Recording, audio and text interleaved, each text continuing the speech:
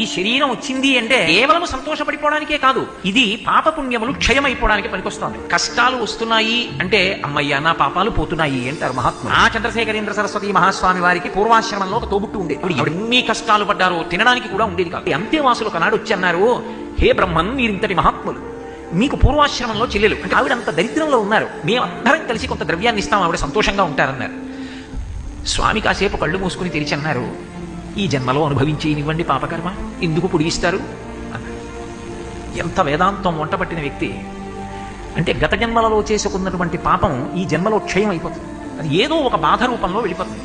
నువ్వు చేసిన శుభమైతే సుఖరూపంలో అనుభవించాలి, నువ్వు చేసినది పాపమైతే దుఃఖ రూపంలో అనుభవించాలి. ఎవడు చేశాడో వాడు అనుభవించాలి తప్ప అక్కడ వకాలతాలు ఉండవు. ఎవడు జీవుడు చేశాడో వాడే అనుభవించి తీరాలి. కటి వంట పట్టింది అనుకోండి, ఎందుకు వచ్చిన గొడవ అన్న మాట వస్తుంది. ఇవాళ బాగుంటుందేమో కానీ ఇది అనుభవంలోకి వస్తే ఎంత గొడవ, నాకు వద్దులే, నేను వెళ్ళను దాని జోలికి అనిపిస్తుంది.